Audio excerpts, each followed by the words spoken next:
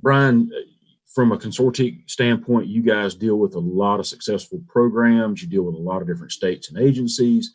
What do you see as being where a lot of guys are backing up, or a lot of programs are backing up saying, hey, we really need to focus on this from a training and standards point, or from for your company point of view? What are some of the things that they're working on?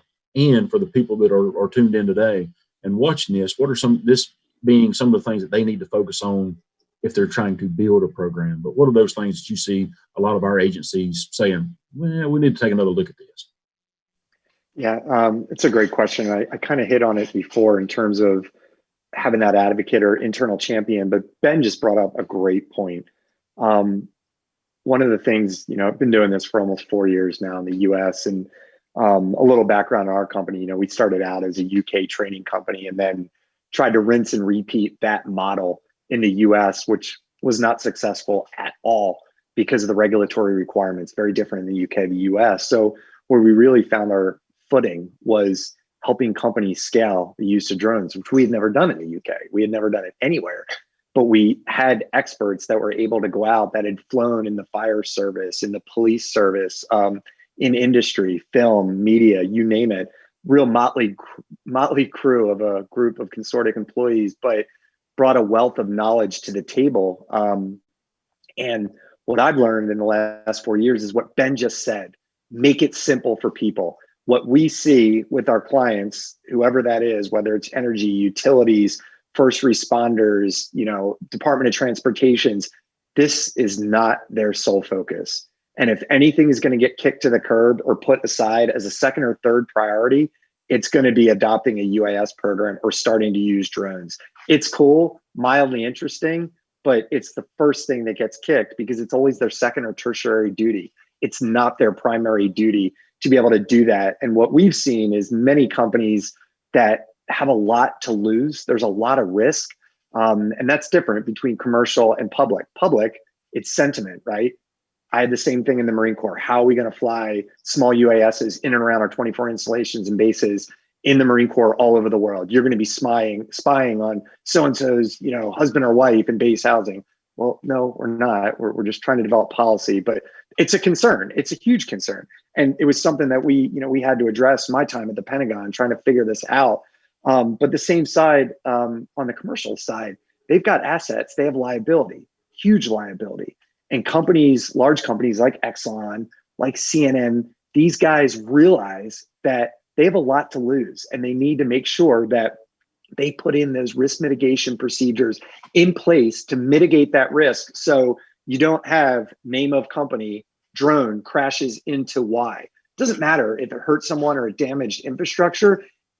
One of my sergeants said one time in the Philippines, he's like, sir, if it bleeds or if it leads, it bleeds. And I'm like, man, it's so true. It's just the press. It'll get away with you. So what we've seen with a lot of clients is, especially in light of COVID, is people are kind of like putting the brakes on and they're slowing down and they're taking a more methodical approach. I just had a call this morning with a very large energy client, and they're doing it the right way. They're starting out with their operations and their policies.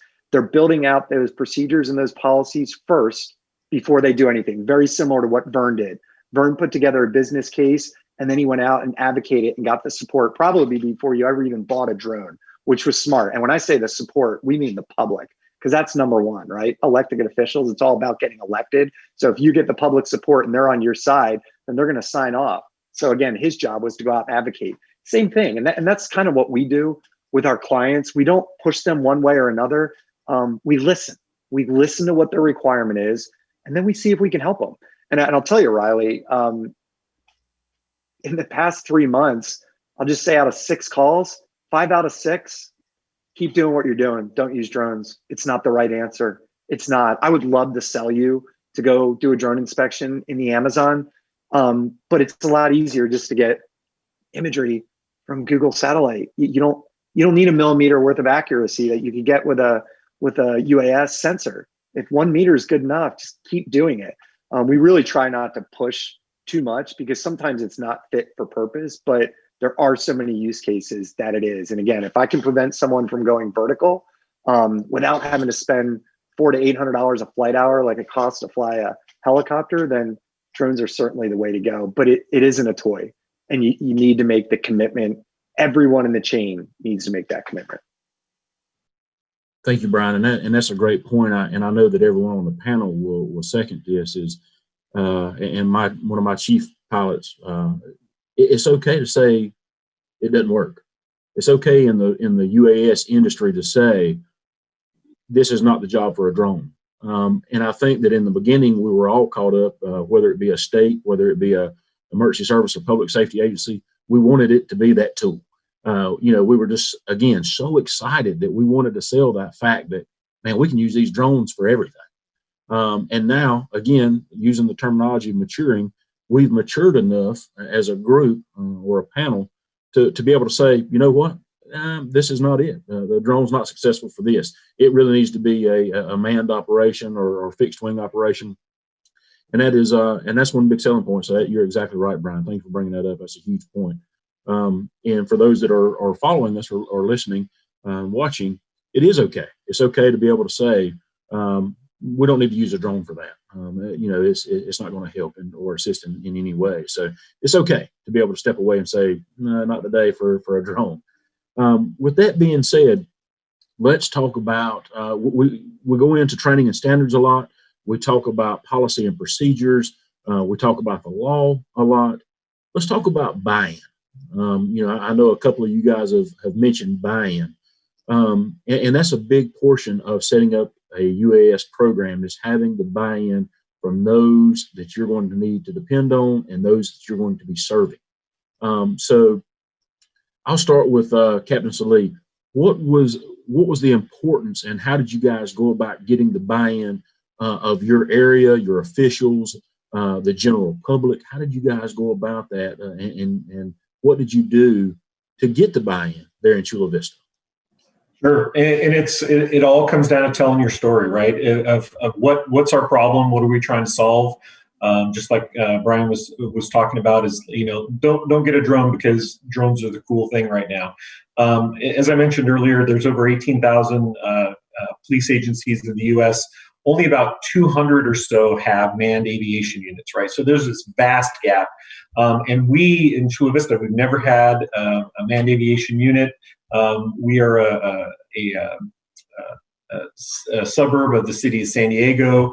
And so the Sheriff's Department and San Diego PD, they have really robust helicopter programs. They're very generous with their asset, but the reality is it's their asset, right? And it's over their city, and we would rarely call it. We'd think twice, and it'd be for a really, really serious crime. That's how I imagine most agencies are in the U.S. So that storytelling of, look, there's so many routine calls that could go sideways, for lack of a better term, that we could have issues on that real-time intelligence could have an impact on. And really, it's all about the sensor. It's not about the drone in our case, right? It's about getting a 30-time zoom camera 200 feet over the air to zoom in and see if somebody has a gun in their hand or if it's a cell phone, right? And so when you start telling that story of the public safety benefit, when you explain, look, this doesn't just make officers safer, this doesn't just make citizens safer, but it makes even the person, the subject or the suspect that we are contacting, it makes them safer, because when the police officers have more real-time intelligence, when we know what we're getting into, we can then bring to bear the right tactics, resources, and tools to have better public safety outcomes, right, and to de-escalate. And especially in this time of mental health crises, I think everybody knows that really in the U.S. there's really tremendous amount of mental health issues going on, and people are in crisis. They're homeless, they're on the street, and a lot of times they will act out and they will scare people, and those folks will dial 911. We don't have a crystal ball. We don't know exactly what this, we don't know by the call what their mental health history is, if they're on drugs. We don't know if they're violent. We don't know if they're armed. So every bit of data that we can get with that sensor, if we can get a drone there first to start really informing our officers real time, we're going to have better public safety outcomes. We've seen that over 3,700 missions. For us, it's telling that story, being completely transparent. I like to say there's nothing about a police drone program that should be hidden from the public, other than we do need to protect the evidence, the video, as we do with all video evidence, to help protect the integrity of the case as well as people's privacy. But everything else, as far as I'm concerned, from a police standpoint, should be as transparent as possible. Tell your story, and that helps get the buy-in. People, I like to point out to the politicians, if they ever balk, I go, you've told us to get better. You've told police officers, police agencies that we have to use less force. We have to have better outcomes. I'm bringing you the tool that I tell you will help us to de-escalate, that will save lives. It's an absolutely necessary tool. When you tell that story, they get it. They understand. You show some of these videos of positive outcomes, and people really understand. So it really is about storytelling to your community. All right, thank you. Fred, from Ohio, again, we've got you from Ohio Department of Transportation. We've got Ben, of course, North Carolina again. How does it look, or how did it look, and those partnerships and buy-in from a state level? Like, what was the importance of that? How did you guys go about it from the state? Yeah, consistent messaging, show those return on investments, whether that's positive outcomes or an actual monetary value, right? They need to be communicated to people that don't understand. And that really is the difficult part when you get to the state level, is to, in constant messaging, keep pushing it out there, keep talking to the people that, your executive management or your legislative bodies, to show all the good, all the benefits that are coming from, these operations, no matter if they're for local law enforcement or if they're for like the Department of Transportation or a smart city program, and show real value to what it is that you're doing. I can't, I think, we fall apart sometimes in our PR. We've gotten a lot better, but that constant messaging and consistent messaging, and promoting all the all the positive or all the good things that are actually happening, and being able to show that. And I think that's, when you're trying to filter up to a state level, you have to realize that you're talking to people that aren't subject matter experts by any means, and trying to get them to understand. So again, we mentioned earlier, keeping it simple.